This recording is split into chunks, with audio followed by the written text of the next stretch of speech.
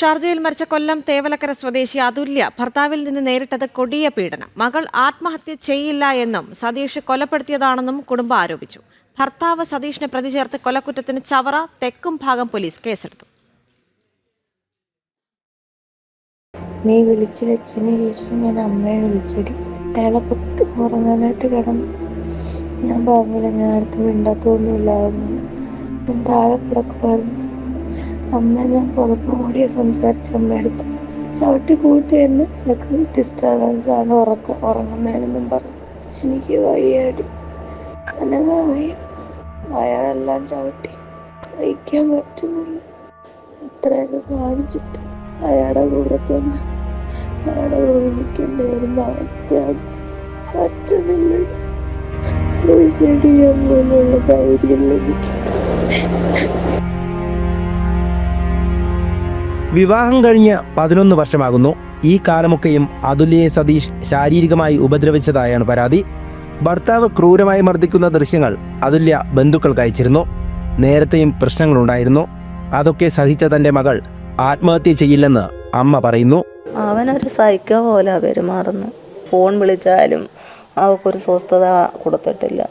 അവൻ ഫോൺ വിളിക്കുന്ന ഉടനെ എടുത്തോണം, അവൾ ബാത്റൂമിലാണേലും എടുത്തോണം, പിന്നെ ആഹാരം കഴിക്കാതെ തന്നെ ഫോൺ വിളിച്ചുകൊണ്ടിരിക്കണം. ഇപ്പോൾ അത് അങ്ങനെയൊക്കെ സഹിക്കുക ചെയ്യാൻ ഇത് ബന്ധം വേണ്ടാന്ന് വെക്കാൻ പലവട്ടവും ശ്രമിച്ചതാണ് നമ്മൾ.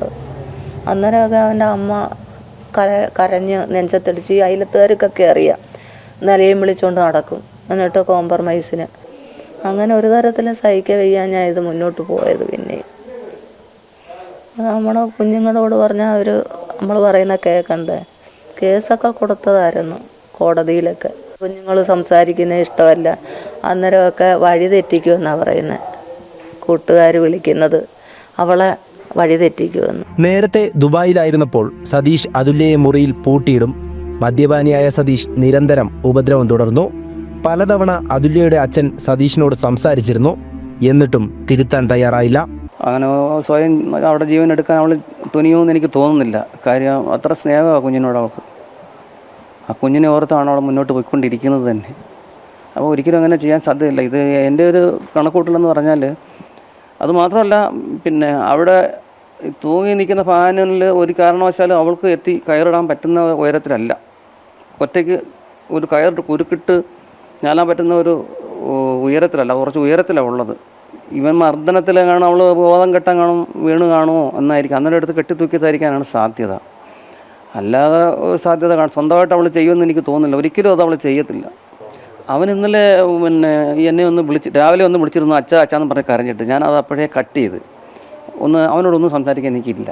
കാര്യം അവനോടൊക്കെ ഞാൻ എത്രയോ വർഷങ്ങളായി 10 വർഷമായിട്ട് സംസാരിച്ചുകൊണ്ടിരിക്കുന്ന കാര്യത്തെപ്പറ്റി. അവനെ ബോധവൽക്കരിക്കാൻ, അവനെ തിരുത്താനായിട്ട് ഞാൻ ഏതെല്ലാം രീതിയിലും പറഞ്ഞിട്ടുണ്ട്. ജീവിതം എന്താ, ജീവൻ എന്താണെന്നൊക്കെ അവനെ പറഞ്ഞ് പഠിപ്പിച്ചിട്ടുണ്ട്. എല്ലാ കാര്യങ്ങളും പറഞ്ഞു കൊടുത്തിട്ടുണ്ട്. പക്ഷെ അതൊന്നും അവനെ ഉൾക്കൊള്ളാറില്ല. നാട്ടിൽ ഗാർഹിക പീഡനത്തിന് സതീഷിനെതിരെ മുൻപ് പരാതി നൽകിയിരുന്നു. പിന്നീട് കേസ് ഒത്തുതീർപ്പാക്കിയാണ് ഇരുവരും ഷാർജയിൽ പോയത്. അതുല്യയുടെ ഫ്ളാറ്റിന് സമീപം സഹോദരിയും കുടുംബവും താമസിക്കുന്നുണ്ട്. ഇന്നലെ പുലർച്ചെയാണ് ഷാർജയിലെ ഫ്ളാറ്റിൽ അതുല്യയുടെ മൃതദേഹം കണ്ടെത്തിയത്.